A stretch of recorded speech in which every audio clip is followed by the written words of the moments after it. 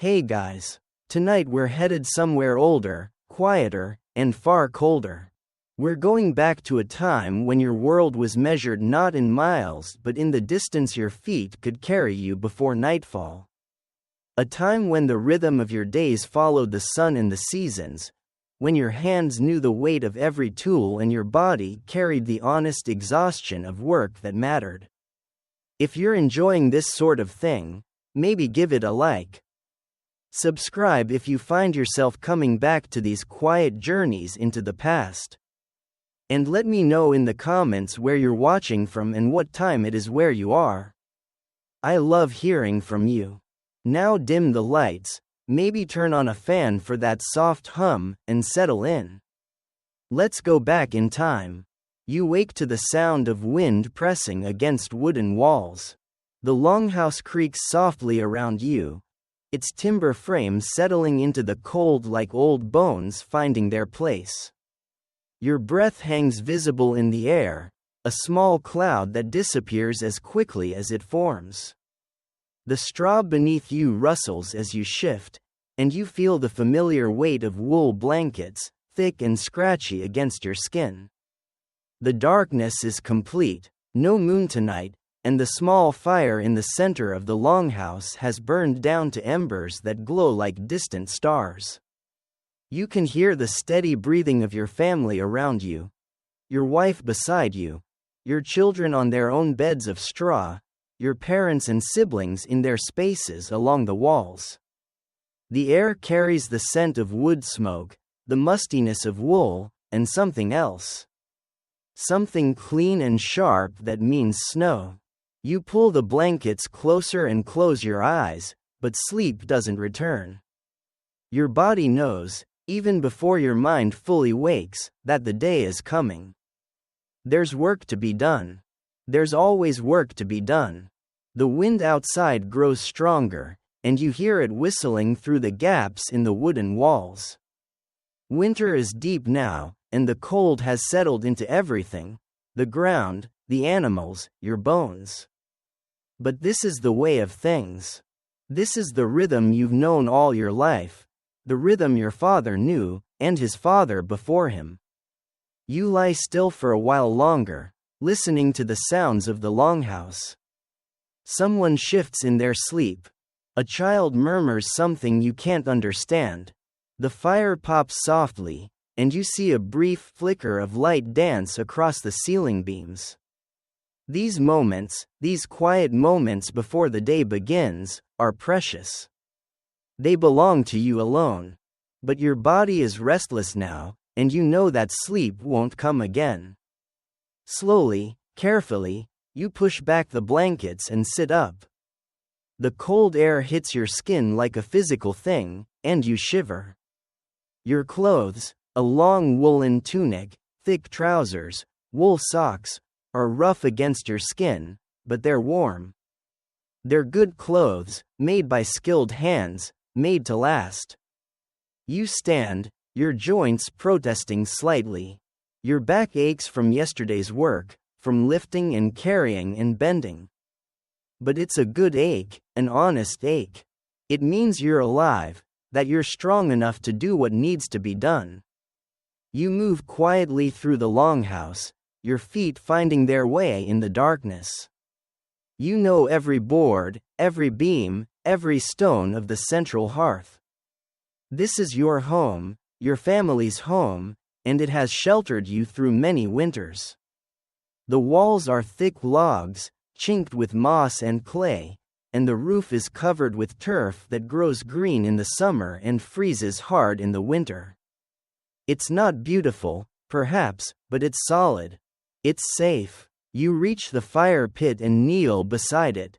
The embers are still warm, and you blow gently on them, watching them glow brighter. You add some kindling, thin strips of birch bark and small twigs, and blow again. A small flame catches, then another. The light flickers across your face, and you feel the first hint of warmth. You add larger pieces of wood, building the fire slowly and carefully. Wood is precious, especially in winter. Every piece must be used wisely. The flames grow stronger, and the warmth begins to spread. You hold your hands over the fire, feeling the heat soak into your palms and fingers. The light of the fire reveals more of the longhouse now. You can see the other sleeping forms of your family, the piles of belongings along the walls, the tools hanging from pegs, the barrels and sacks of food. Everything in its place, everything needed for survival. You hear a sound from outside, a low lowing that you recognize immediately. The cattle are awake, and they're cold and hungry. They need to be fed and watered, and the barn needs to be cleaned. The work is calling, as it always does. You pull on your boots, thick leather things that come up to your knees, lined with fur for warmth. You wrap your cloak around your shoulders, securing it with a bronze pin that was your father's. The wool is heavy and coarse, but it turns the wind and holds your body heat. You pull up the hood, feeling it settle around your face like familiar hands. You take a deep breath and open the door. The cold hits you like a wall. The wind is stronger than you expected, and it carries snow that stings your face and hands. You pull your cloak tighter and step outside, closing the door behind you. The world is white and gray, the sky the color of old pewter. Snow covers everything, the ground, the roofs, the fences, the bare branches of the trees. You can barely see the barn through the swirling snow, but you know the way. You've walked this path 1,000 times, in summer heat and winter cold, in rain and sun and wind. Your feet find the familiar ruts in the ground, even though they're buried under snow. The wind tries to push you back, but you lean into it and keep walking. Each step is an effort, but you don't hurry. Hurrying in this weather can be dangerous. You could slip on ice, or lose your way, or work up a sweat that would freeze against your skin. Steady and sure, that's the way. The barn looms out of the snow like a great dark ship. It's larger than the longhouse, built to shelter the animals that are your family's wealth and survival. The walls are thick logs, and the roof is covered with the same turf as the house. You can hear the animals inside, the cattle lowing, the sheep bleating softly, the pigs grunting and snuffling. You lift the heavy wooden bar that secures the door and push it open. The warm air from inside hits your face, carrying the rich smell of animals and hay and manure. It's not unpleasant, it's the smell of life, of survival, of work well done. You step inside and close the door behind you. The barn is dim, lit only by the gray light filtering through small openings in the walls. But you don't need much light. You know every animal, every stall, every corner of this place. The cattle are in the largest stalls, 6 of them, their breath steaming in the cold air. They're beautiful animals, with thick coats and patient eyes. They turn their heads toward you as you enter, and you hear the soft sound they make when they're hungry. One of them, a cow you call Graybeard for the white patch on her chin, moos softly at you. You speak to them quietly, your voice low and calm. You don't use many words, animals understand tone better than words anyway. But you speak to them because they're living things, because they deserve recognition, because in this cold and difficult world, kindness matters. You move to the hayloft and begin pitching down feed. The hay is good quality, cut in the summer when the grass was tall and green, dried in the sun and stored carefully. Each forkful represents hours of work, cutting, turning, gathering, storing. Nothing is wasted, nothing is taken for granted. You distribute the hay among the animals, making sure each gets their share. The cattle are first. They're the most valuable, the hardest to replace. Then the sheep, about a dozen of them, their wool thick and oily. Then the pigs, 4 of them, grunting and pushing against each other for the best spots.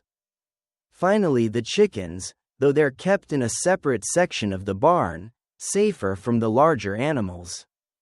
The work is methodical, rhythmic. Pitch the hay, distribute it, move to the next stall. Your body knows the motions, your muscles remember the weight of the fork, the angle needed to toss the hay efficiently. You don't think about it, you just do it. When the animals are fed, you begin the mucking out. This is less pleasant work, but necessary. You use a wooden shovel to scrape out the dirty straw and manure from each stall. The manure will be composted and used to fertilize the fields in the spring. Nothing is wasted. The work warms you, and you push back your hood. Steam rises from your body in the cold air of the barn. Your muscles work steadily, and you feel the good tiredness that comes from useful labor. This is what your body was made for, not sitting, not resting, but working. You spread fresh straw in each stall, pitching it from the supply you gathered and dried last summer. The animals settle into it contentedly, and you watch them for a moment. They're peaceful now, warm and fed. They trust you to care for them, and you take that trust seriously. Outside, the wind is still howling, but here in the barn, surrounded by the warmth of the animals, you feel safe. You feel useful. You feel connected to something larger than yourself. The cycle of seasons, the rhythm of life, the ancient compact between human and animal that has made survival possible. You check the water troughs, breaking the thin layer of ice that has formed overnight. The animals need water as much as food, and in winter, keeping water from freezing is a constant challenge. You carry bucket after bucket from the well, the water sloshing and sometimes spilling on your boots. The well is only 50 paces from the barn, but in this weather, it feels like a journey. Each trip to the well is an adventure. You lower the bucket on its rope, hearing it splash into the dark water below. You haul it back up, hand over hand, feeling the weight of it grow as it rises. The water is shockingly cold, cold enough to make your teeth ache if you drink it too quickly. You pour the water into the troughs, watching the animals drink. They're grateful for it, you can tell. They cluster around the troughs, their tongues working steadily. Steam rises from their nostrils and mouths, and you're reminded again of how much life there is in this cold world, how much warmth and energy and stubborn persistence. The chickens are in their own section of the barn, a smaller space with roosts made from branches and nesting boxes filled with straw. They're huddled together for warmth, their feathers fluffed out. They don't like the cold, these chickens.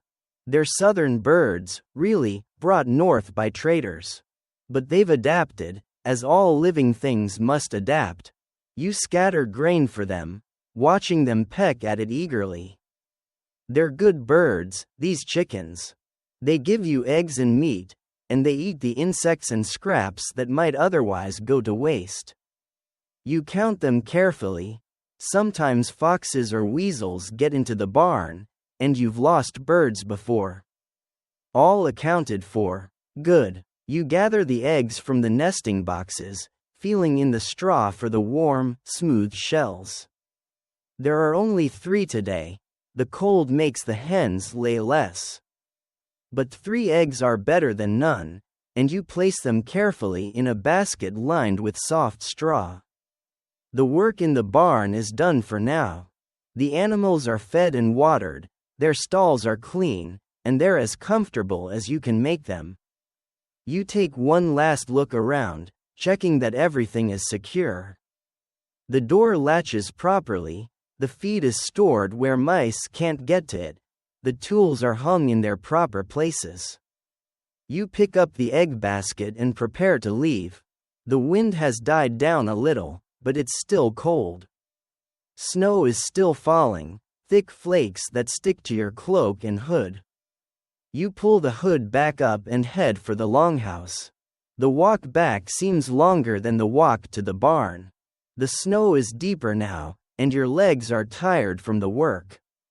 But you don't hurry. You watch where you step, feeling for the solid ground beneath the snow. You listen to the wind, the way it sounds different when it hits the trees versus the buildings. You smell the wood smoke from the longhouse chimney, a beacon calling you home. Inside, the longhouse is warmer now. The fire has been built up, and there's the sound of quiet activity. Your wife is awake, moving around the hearth. She's already dressed in her long woolen dress, her hair covered with a simple linen cloth. She looks up when you enter, and her eyes are warm in the firelight. You don't say much, you're not people of many words. But you nod to each other, and there's understanding in that nod. She knows you've been caring for the animals. You know she's been starting the day's work in the house. This is the way you've worked together for years, each knowing your part, each depending on the other. You set the egg basket down carefully and hang up your cloak. Your wife looks at the eggs and nods approvingly. 3 eggs will make a good addition to the morning meal. In winter, every bit of protein is precious. The children are stirring now, waking to the sounds of the day beginning. Your oldest son sits up in his bed, his hair sticking up in all directions. He's 12, old enough to help with the work, young enough to still need guidance. He looks at you with sleepy eyes, and you nod toward the door. He knows what that means.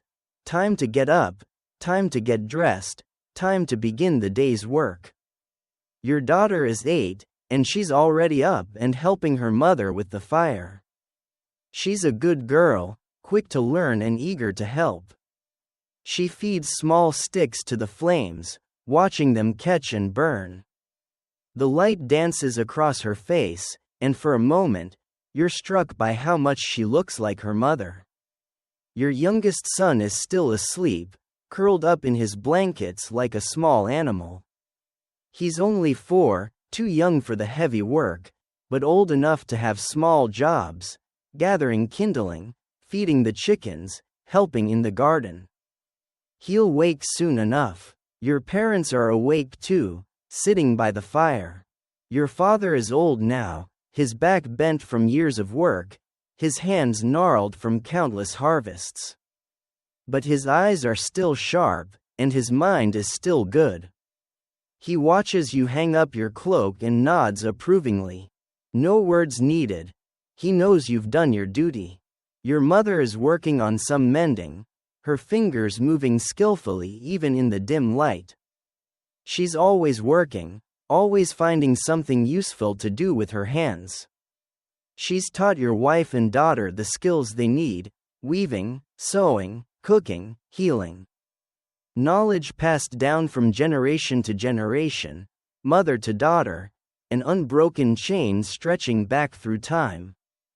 The fire is burning well now, and your wife begins preparing the morning meal. There's porridge made from barley and oats, thick and filling. There's bread baked yesterday, dense and dark and good for soaking up the porridge. There are the eggs you brought from the barn, cooked in an iron pan over the fire. There's ale, weak and safe to drink when the water might be contaminated. You sit by the fire and eat slowly, savoring each bite. The food is simple but good, made with skill and care. Your wife knows how to make the most of what you have, how to turn basic ingredients into something nourishing and satisfying. The children eat quietly, still sleepy but aware that the day is beginning. Your oldest son looks out the small window, seeing the snow still falling. He knows that means certain kinds of work will be harder today. But he doesn't complain. He's learning that complaining doesn't change the weather or make the work easier. After the meal, you sit with your father by the fire. He tells you about the weather patterns he's observed, the signs that suggest this winter will be longer than usual. You listen carefully. His knowledge has been earned through decades of watching and learning. He knows things that you're still learning, things that might make the difference between a good year and a hard one. Your mother and wife and daughter work together to clean up from the meal and prepare for the day's work. They move with practiced efficiency, each knowing her part in the rhythm of the household. Bowls are cleaned and put away, the fire is banked to last through the morning, tools are gathered for the day's tasks. The snow has stopped falling, but the world outside is still white and cold. The sun is up now, though you can barely see it through the gray clouds. The light is flat and shadowless, the kind of light that makes everything look far away and unreal. You dress warmly again, cloak, boots, hood, gloves made from sheepskin. Your oldest son dresses too, copying your movements, learning by watching. This is how knowledge passes from father to son, not through words but through example, through the countless small lessons of daily life. You head outside together, father and son, your breath steaming in the cold air. The snow crunches under your feet, and you can see the tracks you made earlier when you went to the barn. They're already being filled in by the wind. Today's work is firewood. The pile beside the longhouse is getting low, and with weather like this, you need to keep the fire burning constantly. Wood means warmth, and warmth means survival. You can't afford to run out. You lead your son to the forest that borders your land. It's not far, but the walk is hard in the deep snow. You both carry axes, his smaller than yours, but sharp and well maintained. An axe is a precious tool, and you've taught him to care for it properly, to keep the blade sharp and the handle tight. The forest is beautiful in the snow, but you don't have time to admire it. You're looking for specific trees, dead ones, mostly, that will burn well and won't be missed. You know this forest well, know which trees are healthy and which are dying. Know which ones can be taken without damaging the wood as a whole. You find a good tree, a birch that died last summer but is still standing. The wood will be dry and will burn clean. You show your son how to approach the tree, how to plan the cut so the tree will fall where you want it to. These are skills that could save his life someday. The forest can be dangerous for those who don't understand it. You begin cutting, your axe biting into the dead wood with satisfying chunks. The work warms you quickly, and you push back your hood. Your son watches carefully, learning not just the technique but the rhythm, the way you pace yourself to work steadily without getting exhausted. When it's his turn, you guide his hands on the axe handle, showing him the proper stance, the right angle for the cut. He's still learning, still building the strength and skill he'll need, but he's eager and attentive. You're proud of him, proud of the way he approaches the work seriously, understanding that this isn't play but preparation for manhood. The tree comes down with a crash that sends snow flying from the nearby branches. You both step back, watching it settle. Then you begin the work of cutting it into manageable pieces. This is methodical work, requiring planning and patience. Each piece must be the right size for the fireplace, the right length for easy carrying. You work together, father and son, your axes keeping a steady rhythm. Chunk, chunk, chunk. The sound echoes through the quiet forest, mixing with the sound of your breathing and the whisper of snow falling from disturbed branches. It's good work, honest work, work that will keep your family warm. As you work, you think about the generations of men who have done this same work in this same forest. Your father, your grandfather, men whose names you barely remember but whose blood runs in your veins. They stood in this same place, felt this same cold, swung axes at these same trees. The thought connects you to something larger than yourself, something that stretches back through time and will continue long after you're gone. When you have enough wood cut, you begin the work of carrying it home. You fashion a rough sledge from branches, loading it with as much wood as you can drag through the snow. Your son helps, his young muscles straining with the effort, but he doesn't complain. He's learning that this is what men do. They work hard, they provide for their families, they don't expect the work to be easy. The trip back to the longhouse is slow and hard. The sledge is heavy, and the snow is deep. You have to stop several times to rest and adjust the load. But you keep at it, step by step, load by load. This is how big jobs get done, not through dramatic effort but through steady persistence. Back at the longhouse, you stack the wood carefully beside the building.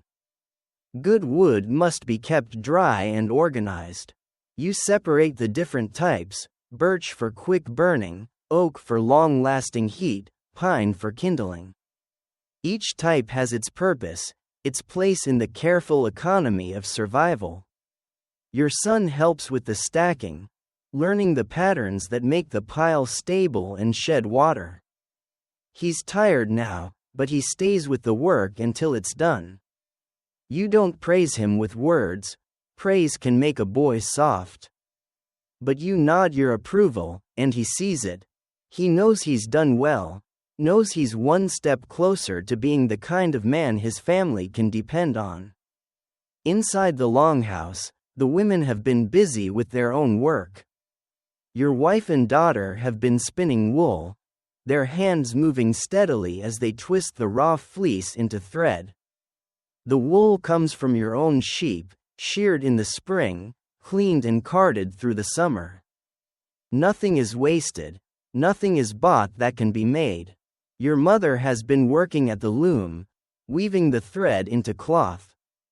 The loom is a massive thing, taking up a good portion of one wall of the longhouse. The cloth she's making is thick and strong, suitable for clothing or blankets. It's slow work, requiring patience and skill, but it's necessary work. Store-bought cloth is expensive and often not as good as what can be made at home. The youngest child is awake now, playing quietly near the fire. He has a few simple toys, wooden animals carved by his grandfather, a ball made from scraps of leather and stuffed with straw. He's content with these simple things, finding joy in the play of imagination rather than the complexity of objects. The day settles into its rhythm now. The urgent morning work is done, and the longhouse falls into the pattern of steady, productive activity. The fire burns steadily, the women work at their tasks, the children play or help as they're able. It's a scene that has been repeated countless times, in countless homes, across countless generations. You sit by the fire and work on maintaining your tools. Your axe needs sharpening, and you use a whetstone to hone the blade. The work is meditative, repetitive, soothing. The sound of the stone against the metal has a rhythm to it, like a heartbeat or breathing. You've done this work thousands of times, and your hands know the right angle, the right pressure, the right number of strokes. Your son watches you work, learning not just the technique but the attitude. Tools must be cared for, respected, maintained. A dull axe is not just inefficient, it's dangerous. A broken tool at the wrong time could mean disaster. So you take your time, you do the work right, you make sure everything is in good order. When the axe is sharp, you move on to other tools. Knives, chisels, awls. Each one gets attention, each one gets the care it deserves. This is winter work, the kind of work that can be done indoors while the weather is bad. But it's important work, Work that prepares you for the times when you'll need these tools to work perfectly. The morning passes into afternoon, and the light in the longhouse grows dimmer. The sun is weak today, filtered through clouds and snow. But the fire provides warmth and light, and there's something comforting about being inside while the world outside is cold and hostile. Your wife begins preparing the midday meal. There's more porridge, and some preserved meat that was smoked and dried in the fall. There's bread and cheese, ale and water. Simple food, but filling and nourishing. Food that will sustain you through the afternoon's work. You eat together as a family, sharing not just the meal but the quiet companionship of people who know each other well. There's not much conversation. You're not people who need to fill silence with words. But there's contentment in the gathering, satisfaction in the shared work and shared survival. After the meal, it's time for the afternoon work. The animals need to be checked again, their stalls cleaned, fresh water provided. The snow may have stopped, but the cold is still bitter, and the animals need constant care. You return to the barn with your son, both of you bundled up against the cold. The animals are settled now, comfortable in their warm stalls. But they need attention, need to know that someone is watching over them. You check each animal individually, looking for signs of illness or injury. In winter, a sick animal can die quickly if not tended properly. The cattle are fine, chewing their cud contentedly. The sheep are huddled together for warmth, their thick wool keeping them comfortable. The pigs are active, grunting and snuffling through their feed. The chickens are still fluffed up against the cold, but they're alert and healthy. You muck out the stalls again, replacing the dirty straw with fresh. This is work that never ends, work that must be done twice a day every day. But it's necessary work, work that keeps the animals healthy and the barn clean. You do it without complaint, without wishing it were otherwise. This is simply what needs to be done. Your son helps, learning to handle the fork properly, learning to distribute the work evenly among the stalls. He's getting stronger, more capable. In a few years, he'll be able to do much of this work himself. The thought fills you with pride and a little sadness, pride in his growing competence, sadness at the realization that he's growing up, that childhood is brief and precious. When the barn work is done, you return to the longhouse. The afternoon is passing quickly, and evening will come early.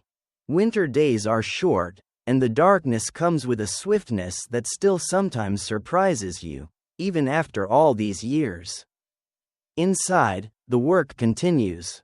Your wife is preparing dough for tomorrow's bread, kneading it with strong, practiced hands. The dough is made from barley and oats, ground in your own mill, mixed with water and a little salt. It will rise slowly by the fire overnight, and in the morning, it will be baked into the dense, nutritious bread that sustains your family. Your daughter is learning to spin, her small hands working awkwardly with the spindle. She's frustrated by her clumsiness, but your wife is patient with her, guiding her hands, showing her the motion over and over. This is how skills are passed down, how knowledge survives from generation to generation. Your mother is working on embroidery, decorating a piece of cloth with intricate patterns. It's not strictly necessary work, but it's important in its own way. Beauty matters, even in a hard life. Especially in a hard life. The patterns she's creating are traditional ones, passed down through generations, symbols that carry meaning and memory. Your father is carving a wooden bowl, his gnarled hands moving with surprising grace. The wood is ash, hard and durable, and the bowl will last for generations. He works slowly, carefully, paying attention to every detail. This is work that can't be rushed, work that requires patience and skill. You join him, working on your own project, a handle for a new tool. The wood is birch, strong and flexible, and you're shaping it to fit your hand perfectly. Each stroke of the knife removes a small curl of wood, gradually revealing the shape hidden within. It's satisfying work, creative work, work that produces something useful and beautiful. The afternoon passes in this way, the longhouse filled with the quiet sounds of productive work.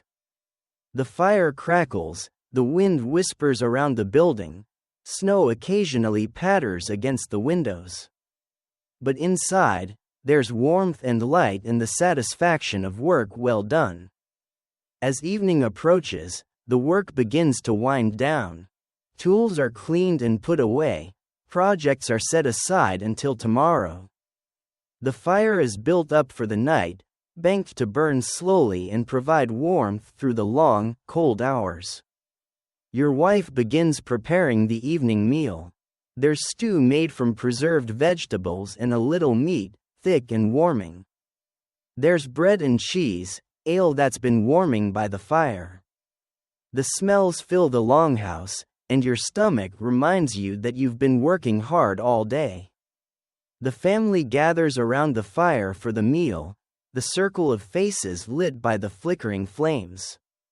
This is the best time of day, when the work is done and you can rest together. The children are tired but content, the adults satisfied with the day's accomplishments.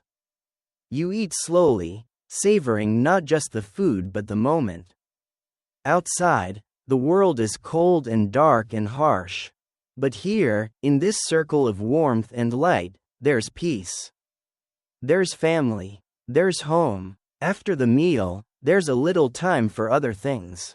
Your father tells stories, tales he heard from his father, legends that stretch back into the mists of time. Your children listen with wide eyes, their imaginations captured by stories of gods and heroes, of distant lands and mighty deeds. Your wife and mother share the day's news, discussing the health of the animals, the quality of the work, the plans for tomorrow. They speak quietly, their voices blending with the sound of the fire and the wind. You sit and listen, occasionally adding a word or two to the conversation, but mostly just being present. This is your family, your life, your world. It's not an easy world, but it's yours. It's real. It's honest. The evening grows later, and the children begin to yawn. Your youngest son's eyes are heavy with sleep, and he leans against his mother's shoulder. Your daughter fights sleep, not wanting to miss anything, but eventually her eyes close too. One by one, your family members retire to their beds. They bank their sections of the fire, arrange their blankets, settle into the straw. The longhouse grows quiet except for the sound of breathing and the occasional pop of the fire.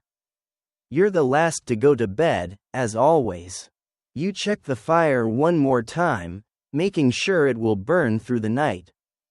You check the door, ensuring it's properly barred. You listen to the wind outside, gauging whether the weather will hold or change. Everything is secure. Everyone is safe. The day's work is done, and tomorrow's work will wait until tomorrow.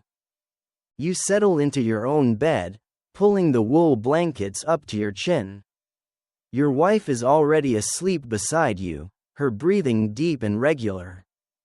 You listen to the sounds of the longhouse, the breathing of your family, the crackle of the fire, the whisper of wind around the walls. You think about the day that's passing, the work that was done, the small victories and challenges. You think about tomorrow. There will be animals to tend, wood to split, tools to repair. There will be meals to prepare, clothes to mend, children to teach. The work never ends, but that's not a burden. That's life. You close your eyes and feel sleep beginning to come. Your body is tired from the day's work, but it's a good tiredness. Your muscles are relaxed, your mind is quiet. You're warm and safe and surrounded by the people you love. The wind outside grows stronger for a moment, pressing against the walls of the longhouse. But the walls are strong, the fire is warm, and you're not afraid. This is your place in the world, your small corner of existence carved out of the wilderness through work and determination and love. Sleep comes slowly, gently, like snow falling on already white ground. You drift away from consciousness, from the awareness of cold and work and responsibility. You drift into dreams, into the deep rest that comes after a day of useful labor. Tomorrow will bring new challenges, new work, new small victories. But tonight, you sleep the sleep of the righteous, the sleep of someone who has done what needed to be done, who has cared for what needed to be cared for, who has lived an honest day in an honest way. The fire burns low, but it burns steady. The longhouse creaks softly in the wind, but it stands firm. Your family sleeps safe and warm, protected by the walls you've built and the work you've done and the love that binds you all together. This is what it means to be alive in this time, in this place. This is what it means to be human, to work, to care, to build, to love, to sleep peacefully at the end of a day well lived. The great dramas of kings and wars and distant lands seem far away and unimportant. What matters is here, now, in this warm circle of light and love carved out of the cold darkness of the world. You sleep, and in your sleep, you dream of spring. You dream of the day when the snow will melt and the ground will thaw and the first green shoots will push up through the earth.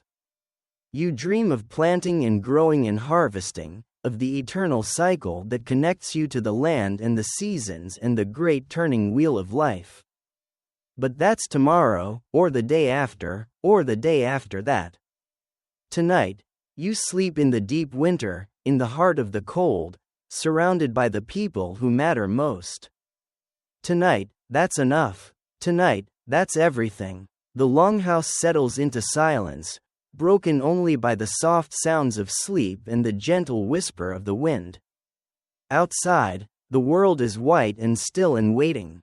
Inside, life goes on in its quiet, necessary way. And in the morning, you'll wake to the sound of wind against the walls, and the cycle will begin again. The days pass in their familiar rhythm, each one a small variation on the same essential theme. You wake to cold and wind, tend to fire and animals, work with your hands and back, gather with family around the hearth, sleep in the warmth of shared breath and banked coals. Winter settles deeper, and the world outside grows smaller, bounded by the distance you can walk before the cold becomes dangerous. One morning you wake to silence. No wind, no creaking of the longhouse walls. No sound at all except the soft breathing of your sleeping family. You sit up in the darkness, immediately alert. In winter, silence can be more ominous than storms. It can mean the deep cold is coming, the kind of cold that kills. You slip from your bed and move to the small window. The hide covering it is stiff with frost, but you push it aside carefully and peer out. The world is transformed. Everything is buried under snow, deep, soft, unbroken snow that has fallen throughout the night. The familiar landmarks are gone. The path to the barn is invisible. The fence posts are mere bumps in an endless white landscape. But it's not the snow that worries you. It's the stillness of the air, the quality of light that speaks of brutal cold. You've seen this before. Your father taught you to read these signs, as his father taught him. When the air is this still, when the snow lies this undisturbed, when your breath hangs this long in the air, it means the cold will be deeper than usual. Dangerous cold. You dress quickly and quietly, pulling on every layer you own. Your thickest tunic, your warmest cloak, boots with extra rags stuffed inside for warmth. You wrap a scarf around your face, leaving only your eyes exposed. The animals will be suffering in this cold. They need your attention more than ever. The door is harder to open than usual. The wood has contracted in the cold, and snow has drifted against it. When you finally push it open, the cold hits you like a physical blow. It's so intense it makes your lungs ache, makes your eyes water immediately. The tears freeze on your cheeks before you can wipe them away. You can barely see the barn through the snow, though it's only 50 paces away. The world has become a white void, featureless and disorienting. You keep one hand on the longhouse wall as long as you can, then strike out across the open space, following the buried path from memory. Each step is an effort. The snow comes up to your knees, sometimes your waist. Your legs quickly grow tired from the work of lifting and pushing through the drifts. But you press on, counting your steps, using the faint shadows of buried fence posts to guide you. When you finally reach the barn, you're breathing hard and your body is steaming with effort despite the cold. The door is blocked by a drift, and you have to dig with your hands to clear it enough to get inside. The snow is light and powdery, but there's so much of it. Inside the barn, the animals are huddled together for warmth. They look at you with patient, trusting eyes, but you can see they're suffering. Their breath steams heavily in the air, and they're pressed close to each other, sharing body heat. The water in their troughs is frozen solid. You work quickly but carefully. First, you break the ice in the water troughs with the handle of your axe. The ice is thick, and it takes several hard blows to crack it. The animals crowd around as soon as they hear the sound of running water, pushing against each other to drink. You feed them extra hay today, more than usual. In cold like this, they need more food to maintain their body heat. You don't grudge them the extra feed, their survival is your survival. If they die, your family will face hunger before spring comes. The work warms you, but not enough. Your fingers are numb despite the gloves, and your feet are beginning to lose feeling. This is dangerous cold, the kind that can kill if you're not careful. You finish the essential work as quickly as you can and head back to the longhouse. The return trip is harder than the trip out. The wind has picked up slightly, and it drives the snow into your face like tiny needles. You have to stop twice to rest, to rub your hands together to restore feeling. By the time you reach the door, you're shivering uncontrollably. Inside, the longhouse feels wonderfully warm, though you know it's not much warmer than usual. Your family is awake now, clustered around the fire. They look at you with concern as you stumble through the door, snow clinging to your clothes and eyebrows. Your wife doesn't say anything, but she helps you out of your frozen clothes and wraps you in dry blankets. She brings you a bowl of warm porridge and a cup of heated ale. You sit by the fire and eat slowly, feeling the warmth gradually return to your body. Your son looks out the window and asks if he should come help with the evening chores. You shake your head. This is not weather for a boy to be outside. Today, you'll handle the barn work alone. It's not safe for anyone who doesn't absolutely have to be out there. The day passes slowly. The cold is so intense that you can hear the timbers of the longhouse contracting, creaking and popping as the wood shrinks. Ice forms on the inside of the windows, and frost appears on the walls near the edges where the cold seeps in. Your family stays close to the fire, working on indoor tasks. The women spin and weave, their fingers moving steadily despite the cold. Your father carves and tells stories. The children play quiet games, sensing that this is not a day for boisterous activity. You spend the day maintaining gear, sharpening tools, checking and rechecking your preparations. In weather like this, being prepared can mean the difference between life and death. You make sure you have enough rope, enough warm clothes, enough food set aside. You check that your axe is sharp, that your fire-making tools are dry and ready. When evening comes, you must return to the barn. The animals need their evening feed and fresh water. You dress even more carefully than in the morning, wrapping yourself in every layer you can find. Your wife helps, adjusting your scarf, making sure no skin is exposed. The second trip to the barn is a nightmare.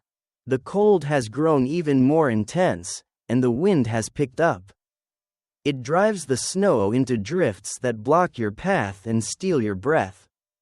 You have to rest 3 times on the short journey, pressing your back against the barn wall to shelter from the wind.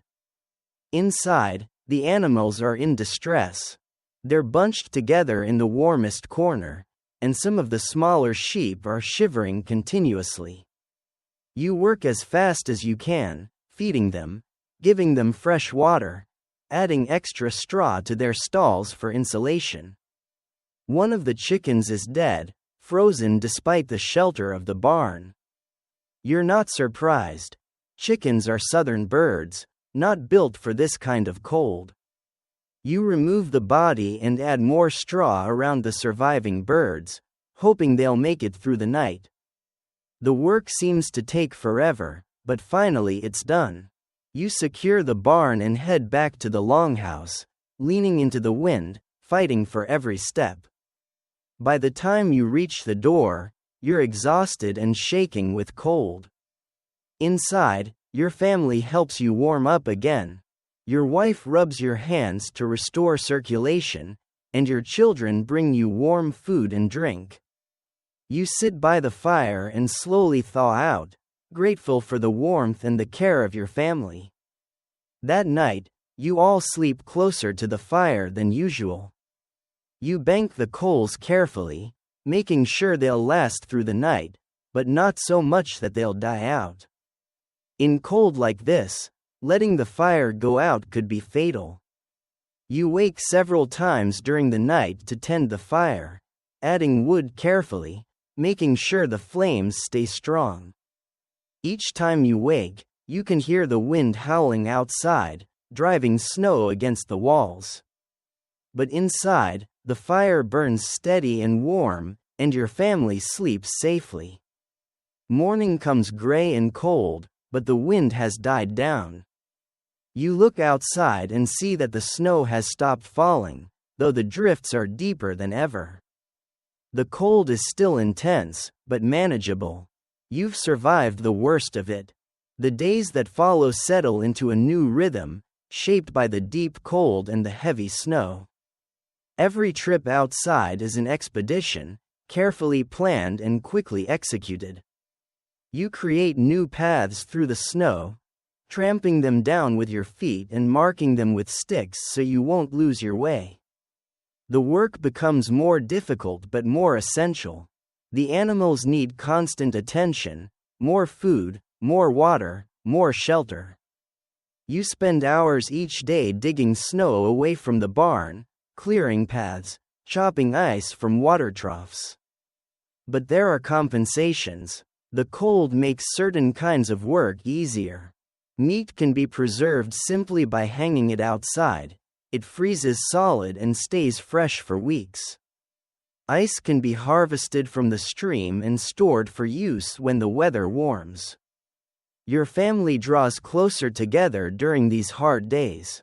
The children help more, understanding that their survival depends on everyone doing their part. Your wife and mother work together on essential tasks, mending clothes, preparing food, keeping the fire going.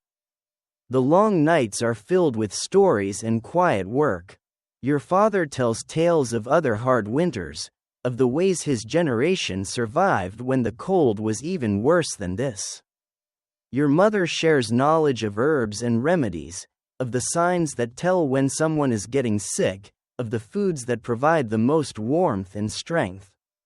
You work on projects that can only be done in winter: complex wood carving, detailed tool making, the planning of next year's crops. The forced inactivity gives you time to think, to plan, to prepare for the work that will come when the weather breaks. Slowly, gradually, the deep cold begins to ease. The wind returns, which is actually a good sign. It means the air is moving again, warming and mixing. The worst of the winter is passing, though many weeks of cold weather still lie ahead. One morning you wake to a different sound: the drip of melting snow from the roof. It's not warm yet, not by any measure, but the sun is stronger, the days are minutely longer. Spring is still far away, but it's no longer impossible to imagine. You continue your daily routine, but with a lighter heart. The animals have survived the worst cold, though you lost 2 chickens and one of the older sheep. It could have been worse. Much worse. You've seen winters that killed half the livestock in the settlement. Your family has stayed healthy, staying warm and well fed through the difficult days. The children have grown during the winter, their bodies adapting to the work, their minds absorbing the lessons of survival. Your wife and mother have kept the household running smoothly, their skills and knowledge making the difference between mere survival and actual comfort. As the weeks pass, the rhythm of your days begins to change again. The snow starts to settle and compact, making travel easier. The cold remains bitter, but it's no longer the killing cold of the deep winter. You can stay outside longer, work more efficiently, accomplish more each day. You begin to think about spring work. The fields will need to be prepared for planting. Tools will need to be repaired and sharpened. Seeds will need to be sorted and prepared. The cycle of the year is turning, slowly but inevitably, toward growth and renewal. But that's still weeks away. For now, you continue the winter work, the daily routine of survival in a harsh world. You tend the animals, maintain the fire, provide for your family. You live each day as it comes, finding satisfaction in work well done, in challenges met and overcome. The evenings remain long and dark, filled with the quiet activities of winter. The spinning wheel turns, the loom clicks, the carving knife whispers through wood. Your family gathers around the fire, sharing warmth and companionship, telling stories and planning for better days ahead. You sit and listen to the sounds of the longhouse, the breathing of your family, the crackle of the fire, the occasional settling of the timbers. Outside, the wind continues its endless conversation with the walls and roof, but it no longer sounds threatening. It sounds like the voice of winter, harsh but familiar, a part of the world you've learned to live with. One evening, as you're working on a piece of carving, your youngest son comes and sits beside you. He watches your hands move, sees the shape emerging from the wood. He asks if he can try, and you give him a small piece of wood and a simple knife. His hands are clumsy at first, uncertain. But you guide him, showing him how to hold the knife, how to cut with the grain, how to work slowly and patiently. This is how knowledge passes from generation to generation, not through formal instruction, but through the simple act of working together, learning by doing. Your daughter joins you, and then your older son. Soon you have all the children around you, each working on their own small project, each learning the skills they'll need as adults. The scene fills you with quiet pride and deep contentment. This is what it's all about, not just surviving, but passing on the knowledge and skills that make survival possible. Your wife looks over from her spinning and smiles. She understands what she's seeing, the future being shaped, the next generation being prepared for their own challenges and responsibilities. It's a scene she's witnessed many times, but it never fails to move her. The work continues, hands busy with useful tasks, minds occupied with learning and teaching. The fire burns steady and warm, the walls keep out the cold, the family remains together and safe. It's a small victory against the darkness and cold of winter, but it's a real victory. As the evening grows later, the projects are put away and the family prepares for sleep. The fire is banked, the children are tucked into their beds, the adults settle into their own rest. The longhouse grows quiet, but it's a peaceful quiet, the quiet of people who are content with their day's work. You lie in your bed, listening to the familiar sounds of the night. Your wife breathes steadily beside you, and you can hear the quiet sounds of your children sleeping nearby. The fire pops softly, and the wind whispers around the building. But inside, all is warm and peaceful. You think about the day that's ending, the small tasks completed, the minor victories achieved. The animals are fed and sheltered, the fire is burning, the family is safe and warm. It's not a life of great adventures or dramatic events, but it's a good life, an honest life, a life that matters. Tomorrow will bring new work, new challenges, new small victories to be won. But tonight, you rest in the satisfaction of duty done, of responsibility met, of love expressed through the daily acts of care and provision. The wind outside grows stronger for a moment, reminding you that winter still holds the world in its grip. But you're not afraid. You've learned to live with winter, to work with it rather than against it, to find warmth and comfort even in the coldest, darkest times. You close your eyes and feel sleep beginning to come.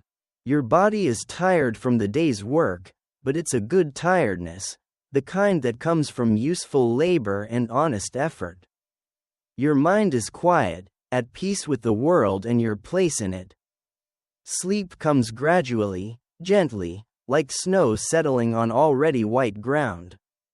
You drift away from consciousness, from the awareness of cold and work and responsibility. You drift into the deep rest that comes to those who have lived their day well, who have done what needed to be done, who have cared for what needed to be cared for. The longhouse settles into its nighttime rhythm, the quiet sounds of a household at rest. The fire burns low but steady, providing warmth through the long, cold hours. The walls stand firm against the wind, the roof keeps out the snow, the family sleeps safe and sound. And in the morning, you'll wake to begin it all again, the endless, essential, deeply satisfying work of life. The weeks roll by in their measured cadence, each day a careful balance between the work that must be done and the conservation of energy that winter demands. You've learned to read the subtle signs that tell you when to push harder and when to rest, when the weather will hold and when it's better to stay inside. One morning you wake to something different in the quality of the light. It's still gray, still cold, but there's something softer about it. Something that speaks not of warmth but of the promise of warmth still weeks away. You lie in your bed for a moment, trying to identify what's changed, and then you realize, the light is lasting longer. The days are growing, so gradually that you barely notice from one day to the next, but growing nonetheless. You rise and dress as always, but there's something lighter in your step today. Not because the work will be easier, it won't be, but because the turning point of winter has passed.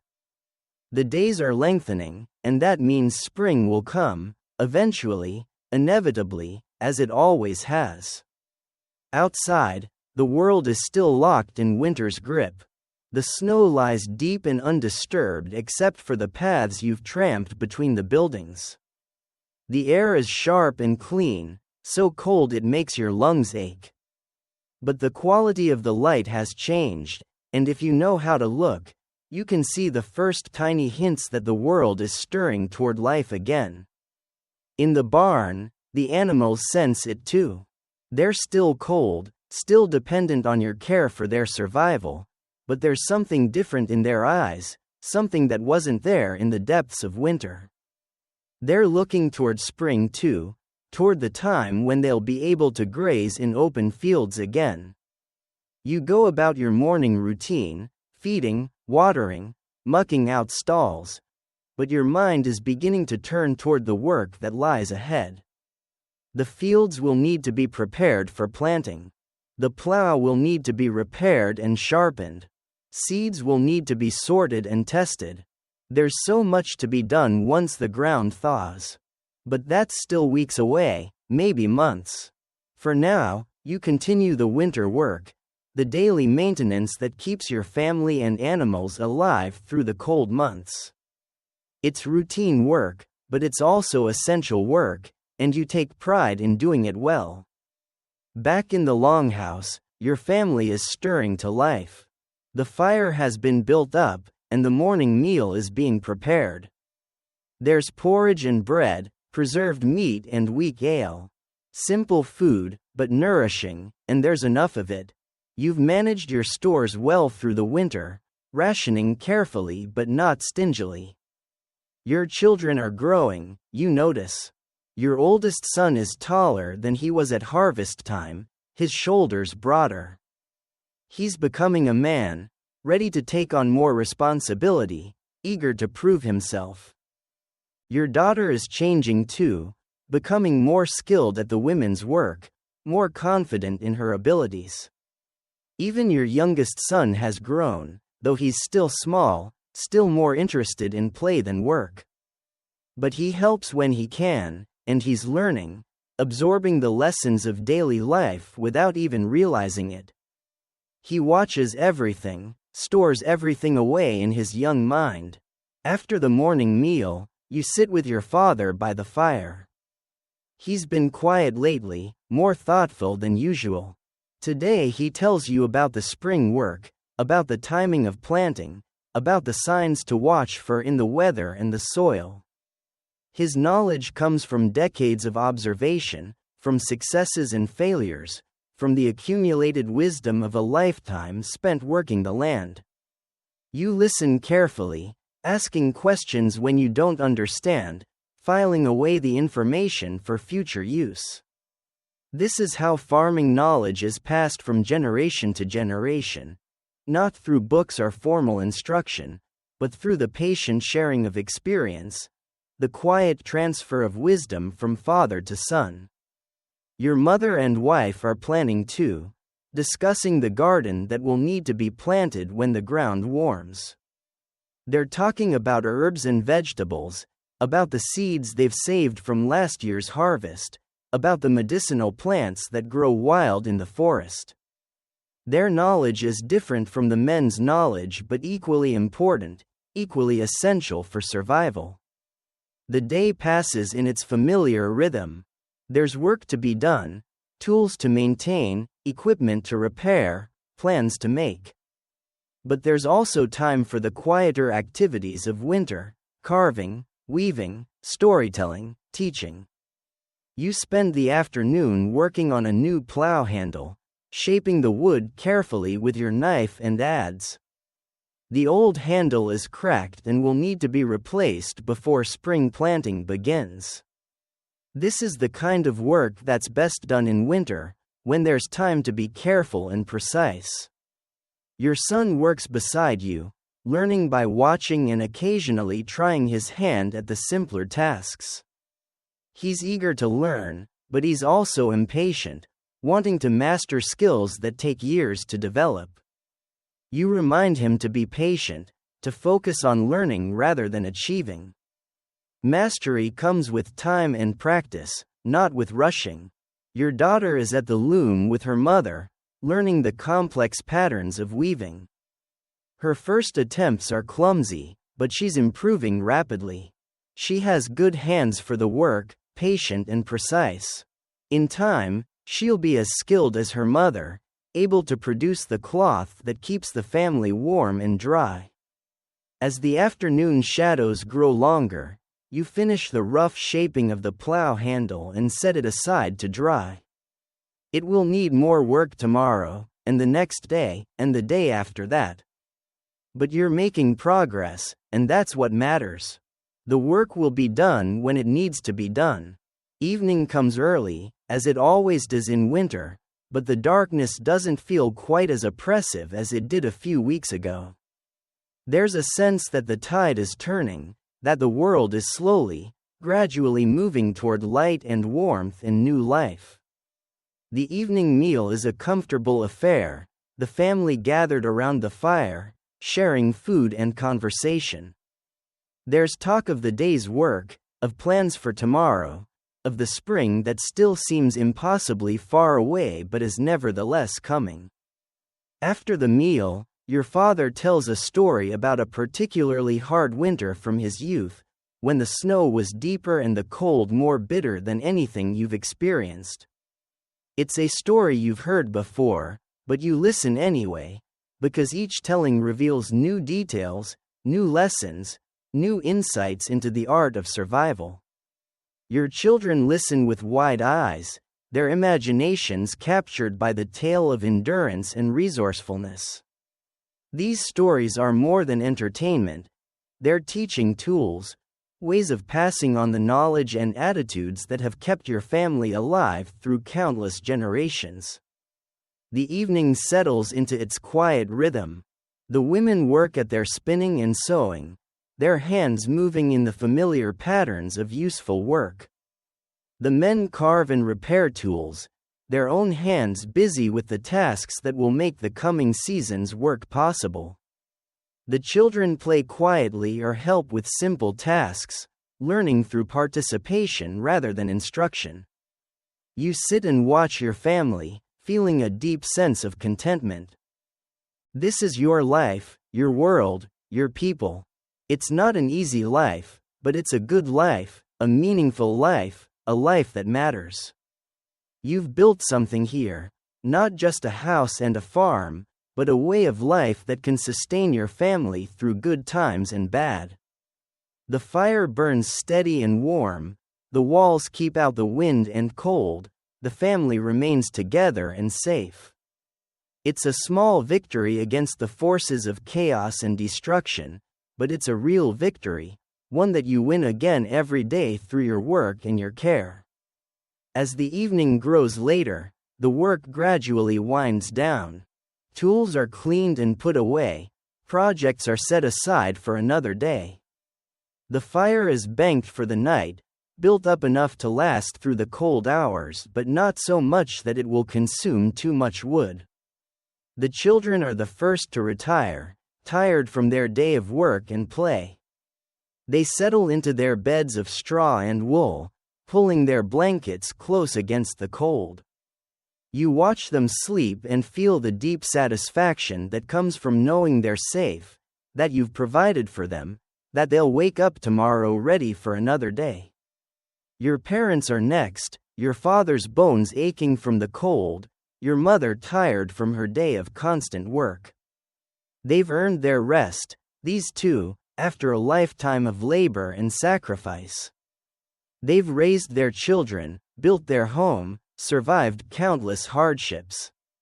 Now it's your turn to carry the burden, to be the one who provides and protects. Your wife is still awake, working by the firelight on some mending that needs to be finished. You sit beside her and take up your own work, a piece of leather that needs to be shaped into a new bridle.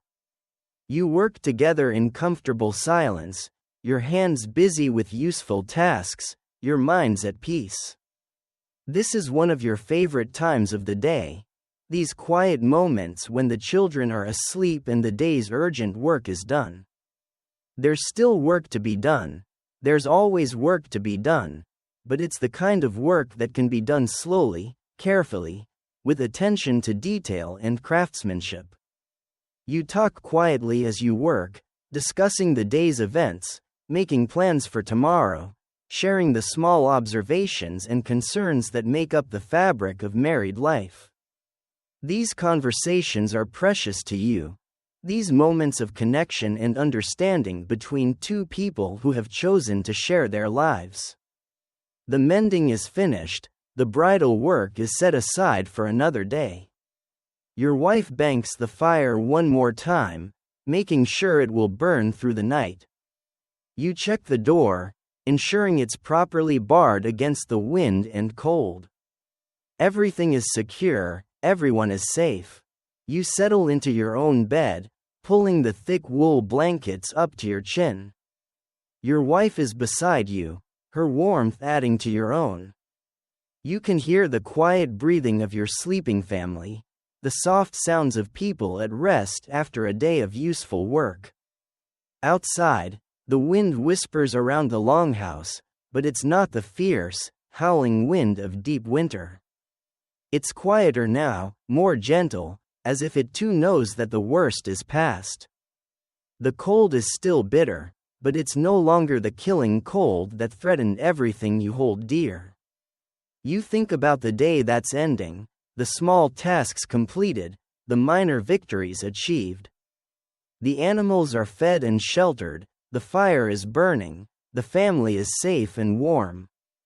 It's been a good day, not because anything dramatic happened, but because the ordinary work of life has been done well.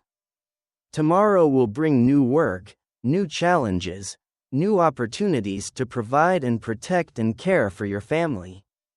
The plow handle will need more shaping, the animals will need tending, the fire will need feeding.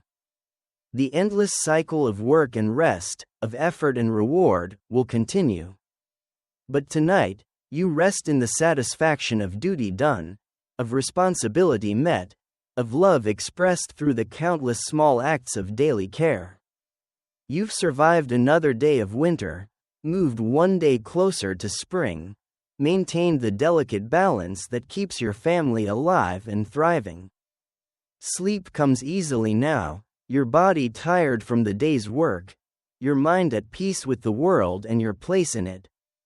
You drift into the deep rest that comes to those who have lived their day well, who have done what needed to be done, who have earned their rest through honest labor. The longhouse settles into its nighttime rhythm, the quiet sounds of a household at rest.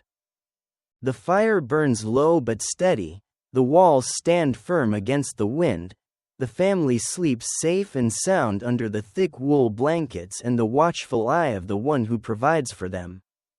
And in the morning, you'll wake to the sound of wind against the walls, to the familiar routine of winter work, to another day of the quiet heroism that makes survival possible in this harsh and beautiful world. The night passes peacefully, the fire burning steady, the wind growing calmer as the hours pass. Your family sleeps deeply, their bodies recovering from the day's work, their minds at rest in the security of home and love and provision. You wake once in the deep hours of the night, stirred by some sound or movement. You lie still and listen, but everything is peaceful. The fire is burning well, the wind has died down, the children are sleeping quietly. You close your eyes and drift back into sleep, content in the knowledge that all is well. Dawn comes slowly, gray light filtering through the small windows, revealing the frost that has formed on the inside of the walls during the night. But it's a softer frost than you've seen in recent weeks, and when you look outside, you can see that the wind has swept away some of the snow, revealing patches of ground that have been hidden for months. It's still winter, still cold, still harsh. But change is coming, slowly and surely, as it always does. The wheel of the year is turning, the days are lengthening, the promise of spring is stirring beneath the frozen ground. You rise and dress, ready to begin another day of the work that makes life possible. The animals need tending, the fire needs building up, the family needs providing for. It's the same work you do every day, but today it feels different somehow, lighter, more hopeful. Outside, the world is still white and cold, but there's something different in the quality of the light, something that speaks of change coming, of life stirring beneath the surface of things. You breathe the cold air and feel the satisfaction that comes from being alive, from being needed, from being part of the great cycle of work and rest, of survival and renewal, that connects you to the land and the seasons and the endless turning of the world. You walk to the barn through the snow, your feet finding the familiar path, your hands already anticipating the work that waits there. The animals are stirring, ready for their morning feed, dependent on your care for their survival. It's a responsibility you carry gladly, knowing that their welfare is tied to your own, that their survival makes your family's survival possible. The day begins as all days begin, with work, with care, with the patient attention to detail that makes the difference between thriving and merely surviving. It's honest work, necessary work, work that connects you to something larger than yourself. And as you begin the familiar routine of feeding and watering and cleaning, you feel the deep satisfaction that comes from knowing your place in the world, from understanding your role in the great story of survival and renewal that has been going on since time began. The work continues, as it always has, as it always will. The wheel of the year turns, the seasons change, but the fundamental rhythm of life remains the same: work and rest, effort and reward. The endless cycle of providing and being provided for that makes human life possible. You are part of that cycle, a link in the chain that stretches back through countless generations and forward into a future you can only dimly imagine. It's a profound responsibility and a profound privilege, and you carry it with the quiet dignity of someone who understands what it means to be truly necessary. The morning work continues, hands busy with useful tasks, mind at peace with the world and your place in it. This is what it means to be alive in this time, in this place, to work, to care, to provide, to be part of the great story of human survival and flourishing. And it's enough, more than enough, it's everything. The morning light grows stronger as you work, and for the first time in weeks, you can almost imagine warmth in it. Not today, not tomorrow, but someday soon. The animals seem to sense it too. There's something more alert in their posture, something that wasn't there in the depths of winter's darkness. You finish the morning chores and stand for a moment in the doorway of the barn, looking out at your small domain. The longhouse sits solid and reassuring, smoke rising straight up from the chimney in the still air. Your fields lie buried under snow, but beneath that white blanket, the soil is waiting. In a few months, you'll be out there with the plow, turning the earth, planting the seeds that will feed your family through another year. The thought fills you with quiet anticipation. You're ready for spring, ready for the change from the indoor work of winter to the outdoor work of the growing season. Ready to see green things growing again, to feel the sun's warmth on your back, to harvest the fruits of your labor. But not yet. There are still weeks of winter ahead, still days of cold and snow and the careful rationing of resources. Still the daily routine of keeping the fire burning and the animals fed and the family warm and safe. You return to the longhouse, where the morning meal is being prepared. The familiar smells of porridge and bread fill the air, and your family gathers around the fire for the simple ceremony of sharing food and beginning the day together. These moments are precious to you: the quiet conversation, the warmth of the fire, the presence of the people you love most in the world. Your father looks stronger today, more alert. The lengthening days affect him too, you realize. The deep darkness of winter is hard on the old, and he's been quieter, more withdrawn as the cold settled in. But today there's something of his old energy in his eyes, something that speaks of winter's back being broken even if its grip hasn't yet loosened. Your mother is already at work, her hands busy with some task even as she eats. She's always been this way, always finding something useful to do with her time. Her example has shaped the work ethic of the entire family, the understanding that idleness is a luxury you can't afford, that survival depends on constant attention to the necessary tasks of daily life. The children eat quietly, but you can see the restlessness building in them. They're tired of being confined, tired of the indoor work of winter. They want to run and play in the open air, to explore and discover and use their bodies in the ways that come naturally to the young. Soon, you tell yourself. Soon the weather will break and they'll have their freedom again. After the meal, you sit with your tools and think about the work that lies ahead. The plow handle is nearly finished, but it will need several more hours of careful shaping before it's ready. There are other tools that need attention too, hoes and rakes and scythes that will be essential for the spring work. You pick up your knife and begin the careful work of final shaping, removing thin curls of wood with each precise cut. This is meditative work, work that allows your mind to wander while your hands follow the familiar patterns of craftsmanship. You think about the crops you'll plant, the repairs that need to be made to the barn, the 100 small preparations that must be completed before the growing season begins. Your son joins you, as he often does, watching your hands and occasionally asking questions about the technique. He's learning not just how to shape wood, but how to think about problems, how to plan ahead, how to work with patience and precision. These are the skills that will serve him throughout his life, whether he becomes a farmer like his father or finds some other path through the world. The morning passes quietly, the longhouse filled with the soft sounds of productive work. Your wife and daughter are at the loom, weaving cloth that will be needed for new clothes when the family outgrows their current garments. Your mother is working on embroidery, adding beauty to functional items, a reminder that even in a hard life, there's room for grace and decoration. The fire burns steady and warm, the center around which all other activities revolve.